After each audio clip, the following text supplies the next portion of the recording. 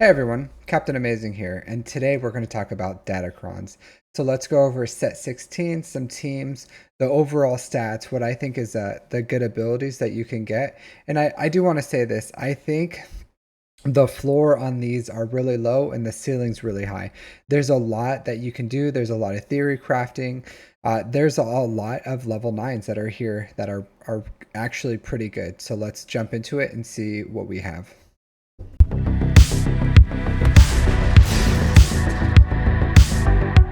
So this is the stats, potential secondary stats that you can get.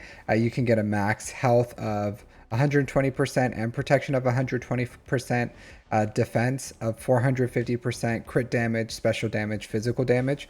I will say, I think if you have access, especially with the light side ones, if you have access to the level 3 ability for the light side where you get offense, crit chance, crit damage, or whatever it is, then I think it's probably better if the team all has the same damage to go with that, because it has a potentially higher percentage of a 120% if you're looking for damage. And then for the survivability, if you go all in on health, protection, or defense, like 450% defense is pretty wild. If you get like 400% defense or something on a team, who knows how thick and how crazy that is and how the reactions are. So all these stats are pretty much good, and it just depends on the team on what you want to get, because there's no bad stats here. It's just for the certain team that you're doing, they may be waste. So if you have like special damage and the team does physical damage, then that's a waste. But things like defense, protection, health, crit damage are usually pretty universal overall if you're just looking for like flexibility. So if you're looking for flexibility in your on your stats, then any of those will be good. So let's look at the actual level 3s, 6s, and 9s.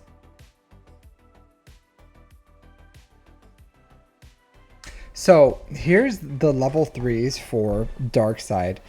Dark Side level 3s are honestly, there's no like this is exactly the one you want. There's a few ones here that are pretty good. Some that are lackluster. Like some want the protection up whenever they do a dot. I will say be careful with Lord Vader. A lot of you may think like, hey, this is awesome. I'm going to want that on my Lord Vader. It's going to make him invincible.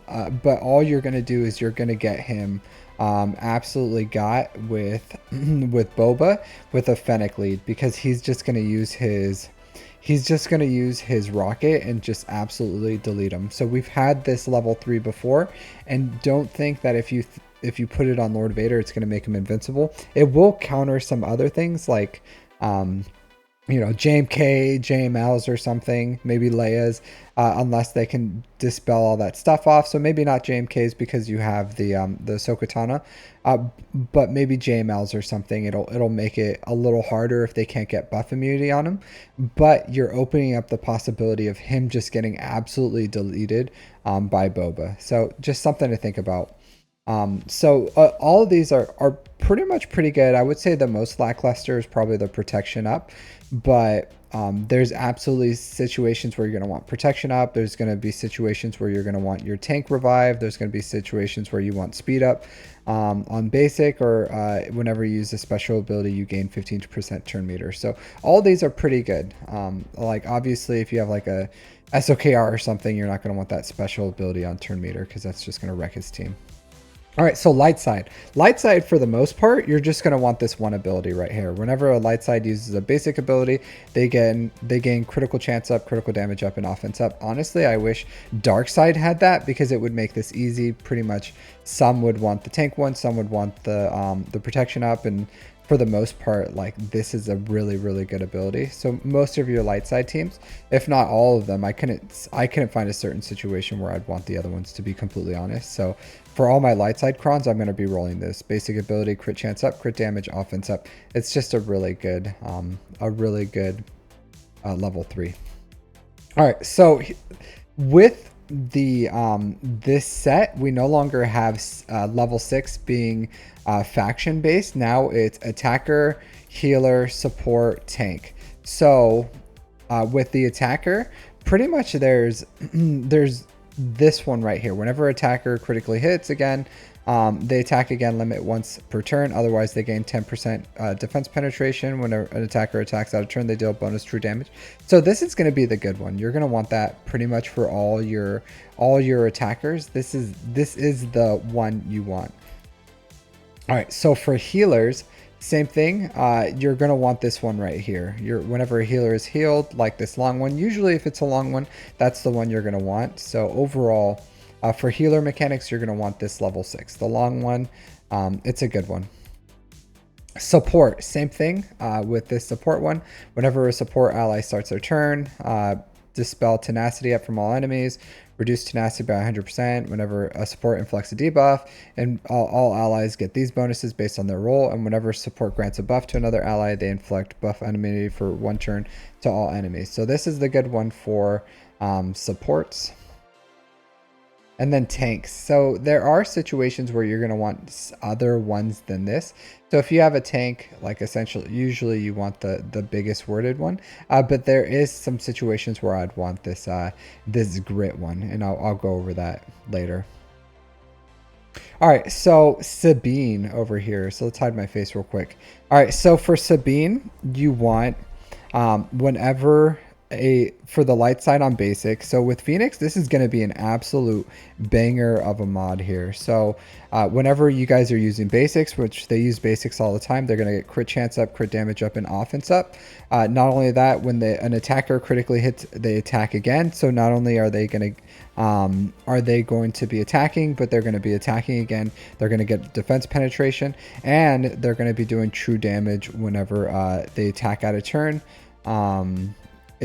It's going to be absolutely bonkers. So this Datacron is a must for Phoenix right now. So if you have Phoenix, you're 100% going to want this. And then whenever an enemy takes a turn, Sabine Ren takes a bonus turn. So she's going to get fed a bunch of turns. And during this bonus turn, Sabine Ren deals 100% more damage. This bonus turn can't trigger this effect on enemies. So I thought for this one, because they're doing so much damage, I want max physical damage, and then they're doing that true damage, so you're going to want physical damage here. I think you can, if you absolutely want to, can go with survivability, but essentially these guys just run a turn meter train. You don't really need tons of survivability on Phoenix. If they start going, they take their turns, and then they run that turn meter train, and with these buffs, it's going to be absolutely bonkers. So I would say this is a must-have Datacron, the Sabine Ren one, for the upcoming Datacron set. All right, so this one is going to be a Nylus Ren. So for Nylus Ren, I wanted specifically 100% max health. For this one, you can be pretty flexible on the level 3. You can go with whenever they use a special ability, they gain 15% turn meter. You can go with speed up. You can even go with this first one where a tank is revived, and Nylus is going to be dealing damage over time, so he's going to get some survivability over there. The only one that's pretty lackluster is this level 3 for protection up. I would say it's not my least favorite out of all of them. Any of them are pretty universal here. You're going to want this support up for here, where you're going to be getting bonuses based on the rolls, and then they're inflicting tenacity down, and that's going to be the one that you're going to want for this one. And then if you look at his level 9, whenever Darth Nylus reduces cooldowns, he gains 75% offense and 20% turn meter. Whenever Darth Nylus defeats an enemy, expose all enemy for 2 turns, which can't be evaded. Whenever Darth Nylus inflicts damage over time on an enemy, all enemies gains 3 stacks of heal over time. If there's another Sith support ally at the start of the counter, Darth Nylus gains 100% max health for the rest of the encounter. So I would say this is the mechanic I would go for Sith. The Kron, I like max health here. You can go defense. If for some reason you want to make them less less viable against percent health damage, then you can go protection. Or maybe special damage or something if that's what you really want to. But I would go with survivability here for this team. All right, so Cup. Cup is an absolute viable process, or a viable Datacron right now, believe it or not. And this could go with the Gidme team. This can go with JMK. This can go on a Padme team. pretty universal here. And let's dive into what you would want to do. But if you want, you can go max defense here or max health. I would say just survivability would be good for the team. Light side, you're going to get basic abilities. They're going to crit chance up, crit damage, offense up. Like I said, for all light side crons, it's what you're going to want. You're going to want this good level 6 support. Whenever a support ally starts their turn, dispel tenacity up from all enemies and reduce their tenacity by 100%. Whenever a support inflicts a debuff on an enemy, all enemies get benefits based on the roll, so crit damage, tenacity, potency, or defense.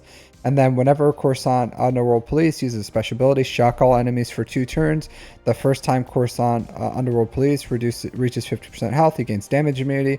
At the start of Cup's turn, he gains 50% offense per active ally. He ignores protection, and a random ally recovers 100% protection until the end of his turn. And then whenever Cup uses a special ability, call all allies to assist, and target enemy loses 10% health until the end of counter. So this is a good Datacron for all you R9 Cup enjoyers. Like, hey, here's your little gift. Like I said, I like survivability on the team. You can go with whatever crit damage if you really want to juice them up, but I think the level 3 does that pretty well.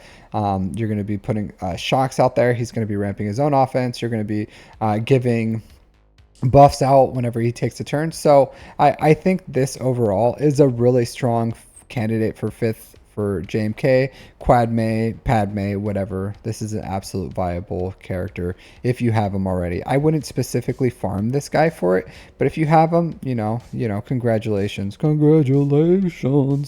Here's your Coruscant Underworld Police useful Datacron.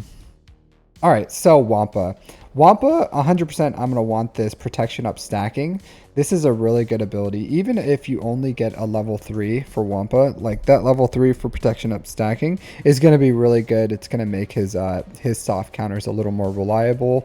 Whenever an attacker critically hits, so this is the best level 6 for attackers, 100% you're going to want this on him. He's going to attack more. He's going to be dealing true damage. He's just going to kill a little faster. And then he has 2 level 9s. It's really up to you on what you want to do. Like if you want more damage, you can go with this one. I personally would rather go with the more survivability. And I think that would be better. So whenever Wampa inflicts a debuff, they recover 25% of their max health and protection. That's really powerful. I think if you have this level 9 where he's recovering, this attacker, and then this level 3, then you can take out some pretty powerful Cs, or I don't know what else he can do, but I think this is a good choice of what I would do if I had this. And you're going to want max health here for Wampa. Wampa, you want survivable. And that's, I think, the best way to go is just max health with him. All right, so Baris Offee. Baris Offee is going to be the new JML lifter here. So when even with Thicron, I think this is the better level. This is the better Datacron if you can get this. Max protection 120%. So if you can get like even 100% protection on JML, whoo, man, that's going to be beautiful. You're going to want this healer mechanic here. So whenever a healer character is healed by an allied healer, they reduce their cooldowns by 1. Whenever an ally healer is critical hit, they recover 10% health and gain 10 speed stacking for the rest of the encounter. Whenever an ally is revived on an ally healer's turn, all allies recover 100% max health and protection. The first time each healer ally is defeated, they revived and recover 100% max health. And then whenever Baris Offee uses a special ability, all Jedi allies gain 15% max protection stacking. So not only are you can get a plus 100% max protection, you can get JML's stacking plus another 150% max protection. Whenever she gains turn meter, all allies gain 10% max health stacking, max 150%. She gains turn meter all the time for the rest of the encounter, and she dispels all buffs from a random enemy. And then whenever Baris is critically hit, all Jedi allies gain 10% critical damage stacking for the rest of the encounter. So essentially, they're going to go for her. They're going to stack up your critical damage because they're going to want to kill her as soon as possible. But all in all, this Datacron right here is going to be spicy. I think this is going to be a must-have for those competitive players. This is going to be absolutely insane for JML. I'm sure you can already see the ridiculousness that this Datacron has, and I think it's going to be really, really powerful. All right, so Vandor Chewbacca. So this Kron is going to go with a Tarful. And hear me out here. So you're going to go max defense. You're going to go with the crit chance, crit damage offense up. Grit. So grit is really, really strong for that Tarful. Like they're immune to percent health effects, and they're going to gain turn all their max protection into max health. And then specifically for this, I would go with Vandor Chewbacca has plus 5% health, max protection per relic amplifier level, and damage they receive is decreased by 15%. So 100% I would go with Vandor with the plus, with this one, the bottom level 9. And with if you go with a max defense Kron with grit, with this level 3, it is going to be a strong team. So I think Tarful is back on the menu, boys. Back on the menu with this Vandor Chewbacca. And if you don't want to use Vandor here, then you can still go with max defense, grit, and light side. And then you can use Vandor with a young Han Solo and just replace Vandor with someone else. That's absolutely possible. But I think grit, max defense, light side, absolutely must. Tarful's back on defense, boys. All right, so Empis Nest. So you can do a couple different ways with this. She can be solo. She can go on a dash team with Hondo. It's just up to you on what you want to do. But you can go with survivability here with max health, or you can do damage for the team with max crit damage. I don't know what you would personally want to do. I probably would go maybe max health, but it's up to you, because I do like survivability with this level 3 because it's juicing up, and then you have the true damage here for attackers, and then the level 9 here, Empis Nest is immune to max health reductions. Whenever she inflicts a debuff on an enemy, she gains critical damage up until the end of counter. Whenever Nest uses a special ability, she attacks again, dealing an additional 20% of true damage. Whenever Nest attacks out of turn, she exposes the enemy. At the start of her turn, Nest damage is increased by 10% stacking for enemy taking turn before this. Till the end of her turn will assist the next other ally to take a turn. So I probably would go with survivability, because there's a bunch of ramping stuff here. There's a bunch of true damage, and then you have this level 3. So I think survivability for the team would be excellent, but it's up to you. If you want to go with survivability, go with max health. If you want to go with just pure damage, you can go with crit damage. It's up to you. All right, so Idan's level 9 is this is the one I would specifically go with, and again with the dark side, you can go with a few of them. You can go with the revive one. She has revive mechanics, so I don't know specifically if I'd want to go with this one, because it's the first time a dark side tank ally is defeated, and I don't know how that corresponds with her revive. So I probably wouldn't use that one. Maybe I would go with a speed up or a special ability turn meter ones. I don't know. It's up to you. I would go with this attacker, the same attacker one that I've been saying before. That one's really good. You're going to attack out of turn a lot. You're going to be dealing a lot of true damage. And then at the start of the encounter, Idan gains taunt, which can't be dispelled until she's defeated. Whenever a non-droid Imperial ally trooper is defeated, she gains taunt, which can't be dispelled until she's defeated. So essentially, if you think about this mechanic right here, so every time she puts her buff out and then you have to kill an Imperial trooper, she's going to taunt. So if you want to kill her ads, you're going to have to kill her, kill an ad, and then go back to kill her, and then in that time that you're killing her, you have time to she has time to put that buff out, and then it's a timeout risk. And for this, even though like you can go physical damage, you can go crit damage or max health, I probably would go max health just to make this a timeout threat, put it on defense, and then maybe go with like speed up or something on basic with this. So I that's what I would probably do with it. It's up to you and what you want to do, but this has a ton of potential here. All right, so young Han Solo. So if you use the Vandor Datacron with Tarful, this is kind of dead in the water.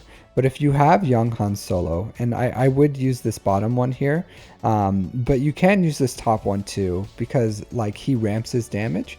So you can go, I would personally do this bottom one because it would just like make his damage ramp that much quicker. He's a JML counter.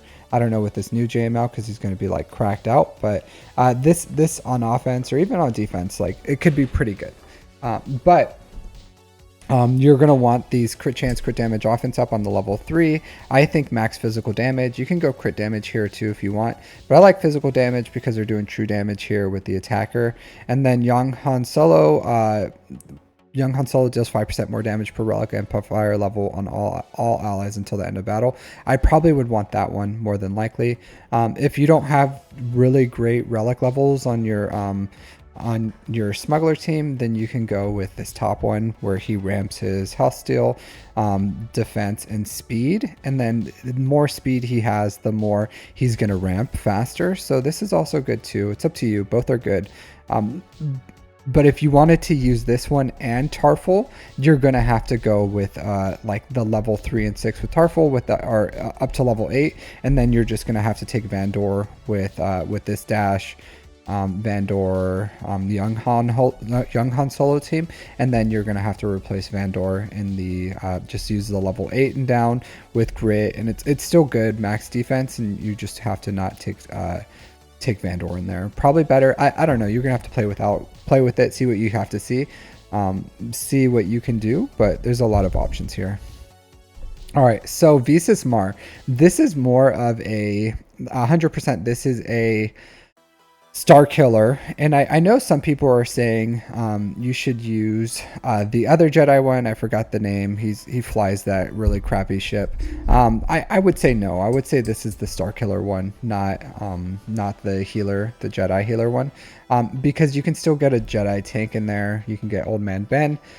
So for this, you can go for crit damage, health, protection. I like protection would be more for max health is more for just making the Star Destroyer, when you pull it out of the sky, deal more damage. They are also more survivable. You could go max protection because that makes the whole team more survivable, and especially usually the one who goes down first is Papa Palpatine, and he has like a lot of protection, so this can make the whole team survivable and especially him. Or you can go max crit damage and just lead into the absolute, that just dealing massive amounts of damage. There's no real good level 3 here, to be honest, for this team. Like, this is probably the best that you can get. And it's just going to work on the tank and Visus, which is like negligible. So honestly, like the level 3 here doesn't matter.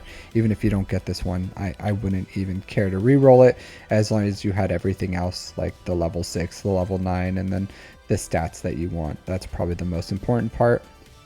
But same thing, Visus Mar is a healer, so you're going to go with healer. You're going to get a reduced cooldowns, you know, like we went over this before.